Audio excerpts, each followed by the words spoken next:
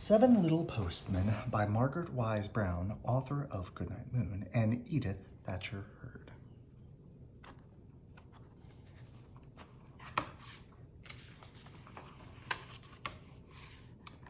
A boy had a secret. It was a surprise. He wanted to tell his grandmother. So he sent his secret through the mail. The story of that letter is the reason for this tale, of the seven little postmen who carried the mail. Because there was a secret in the letter, the boy sealed it with red sealing wax. If anyone broke the seal, the secret would be out. He slipped the letter into the mailbox. The first little postman took it from the box, put it in his bag, and walked 17 blocks to the big post office, all built of rocks.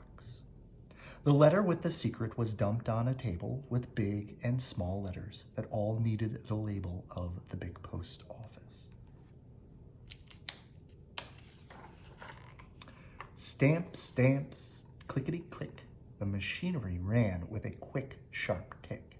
The letter with the secret is stamped at last, and the round black circle tells that it passed through the canceling machine, click whiz fast. Big letters, small letters, thin and tall, the second little postman sorts them all. The letters were sorted from east to west, from north to south. And this letter had best go west, said the second little postman, scratching his chest. Into the pouch, locked it tight. The secret letter must travel all night. And the third little postman in the big mail car comes to a crossroad where waiting are a green, a yellow, and a purple car.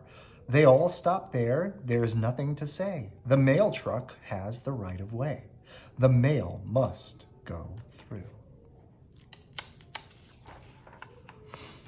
Up and away through the sleet and the hail, this airplane carries the fastest mail. The pilot flies through the whirling snow as far and as fast as the plane can go. The mail is landed for the evening train. Now hang the pouch on a big hook crane. The engine speeds up the shining rails, and the fourth little postman grabs the mail with a giant hook.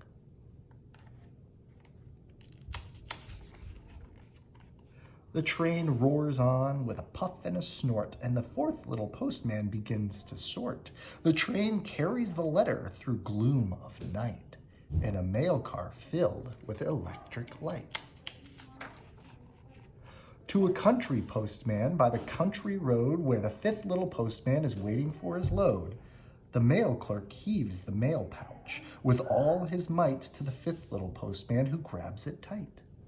Then off he goes along the lane and over the hill until he comes to a little town that is very small. So very small, the post office there is hardly one at all. The sixth little postman is in great big boots, sorts the letters for their various routes, some down the river and some over the hill, but the secret letter goes further still. The seventh little postman on RFD carries letters and papers, chickens and fruit to people who live along his route. There were parts for a tractor and a wig for an actor and a funny postcard for a little boy playing in his own backyard. There is something for Sally and something for Sam and something for Miss Potter, who is busy making jam.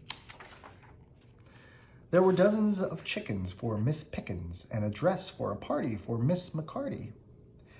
At the last house along the way sat the grandmother of the boy who had sent the letter of the secret in it. She had been wishing all day he would come to visit, for she lived all alone in a tiny house and sometimes felt quite lonely.